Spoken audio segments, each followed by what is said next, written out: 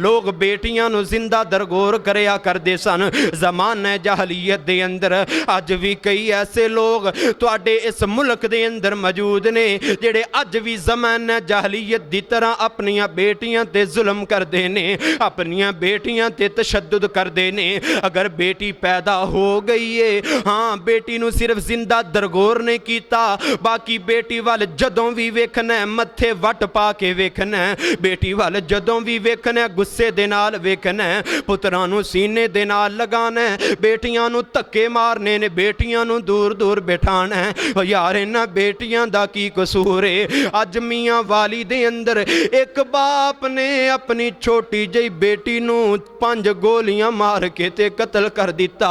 हजरात 7 साल दी बेटी मियां वाली दा वाकया, 7 दिनां दी बेटी है मियां वाली दा वाकया, 7 दिनां दी बेटी है। अज तुहाडे मेरे घर दे अंदर बेटी पैदा होए, 7 दिनां बाद बेटी दा अकीका कीता जांदा है, 7 दिनां बाद बेटी दी खुशी कीती जांदी है। बेटी दा नाम भी जन्नत है, जन्नत दी मेहमान है, बेटी दा नाम भी जन्नत है। इस जालिम बाप ने अपनी छोटी जी बेटी नूं 5 गोलियां मार के कतल कर दिता। वजह की है? वजह ए वे आंदा मैं बेटा चाहना सा, अल्लाह मैनू बेटा अता कर देवे।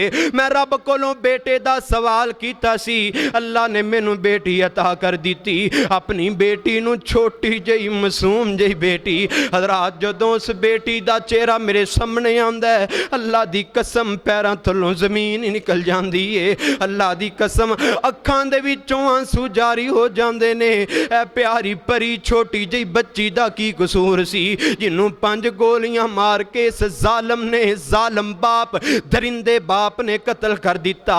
हजराते मोहतरमा ये जरा तवज्जो कीजिए, बेटियां ते मुहब्बत करने वाली चीज़ ने, बेटियां ते प्यार करने वाली चीज़ ने, बेटियां नूं ते सीने दे नाल लगाया जांदा है। लेकिन इस जालम ने अपनी छोटी जही मासूम जही बेटी नूं 5 गोलियां मार के कतल कर दिता है। हजरात कल क़यामत दा दिन होएगा, अल्लाह जुल जलाल वल इकराम दे दरबार दे अंदर बेटी सवाल करेगी, वा इज़ल मऊदतु सुइलत बिअय्यि ज़ंबिन कुतिलत। अब्बू जान, अब्बू जी दसो मेरा गुनाह की सी, दसो मेरा कसूर की सी, तुसी मैनू क्यों गोलियां मारियां?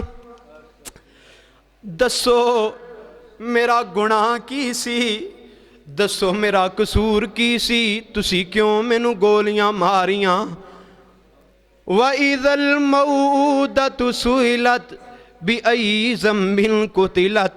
हज़रात मोहतरमा ये ज़रा तवज्जो कीजिए, ज़माने जहलीयत दे अंदर बेटियां नूं खबर दे अंदर जाके दफना दिता जांदा, साग घुटिया जांदा, बेटियां मर जांदियां। लेकिन इस जालम ने इंतहा कर दी। छोटी जी बच्ची है, नरम नरम, तुसी भी जानते हो 7 दिनां दी बेटी कितना नरम जिस्म होएगा, गोली आर पार ही हो गई होएगी। ओए अगर तेनू बेटी नहीं सी चाहिदी, किसे यतीम खाने दे अंदर जाके जमा करवा देंदा, लेकिन बेटी ते जुल्म क्यों कीता जालमा? कल क़यामत वाले दिन तेरे कोलों पुछ होएगी। हजराते मोहतरम बेटी भी जुबाने हाल नाल कहंदी होएगी ना कि ना मैं रोवां ना मैं पैसे मंगा, ना तेरे वल आवां, ना मैं रोवां ना मैं पैसे मंगा, ना तेरे वल आवां।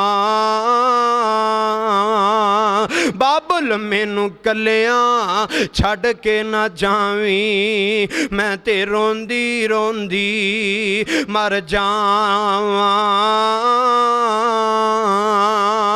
ते नाल बेटी आंदी होएगी ना कि जिस दिन रोज कयामत हो सी, जिस दिन रोज कयामत हो सी, ते अल्लाह दे दरबारे अब्बू ओदे लब लवांगी तेनू, ते बदले लै लवांगी सारे। हज़रात तो छोटी जी बेटी दुनिया तो चली गई, 5 गोलियां मार के उस बेटी नू कतल कर दिता गया। सोचो ना ओदी मां ते की गुजरी होएगी, ओदी मां दी की सूरत हाल होएगी। हज़रात सोशल मीडिया ते मैं देख रहा सा, उनदी मां उनदी अम्मी ते जिवें कमली हो गई है, जिवें पागल हो गई है बेटी दे दुख दे नाल, बेटी दी परेशानी दे नाल।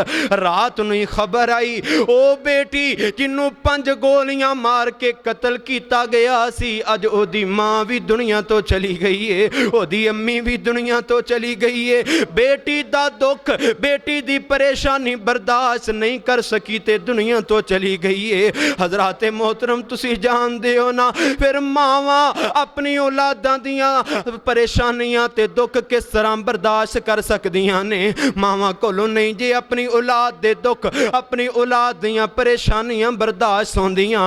इस वास्ते मैं कहना होना कि जे टुर गई है कबर अंदर ओ झलिया मां नहीं लबनी, ओ वीरा मां नहीं लबनी।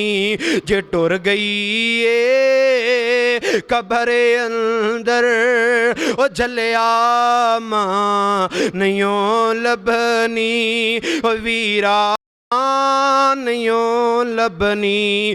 जदों दुनिया सताएगी तेनू मां याद आएगी, रोवेंगा रोवेंगा कबर ते बै, रोवेंगा कबर ते बै, पर अगों हाँ नहीं लबनी, ओ झलिया मां नहीं लबनी। जे टुर गई है कबर अंदर, जे टुर गई है कबर अंदर, ओ झलिया मां नहीं लबनी, ओ वीरा मां नहीं लबनी।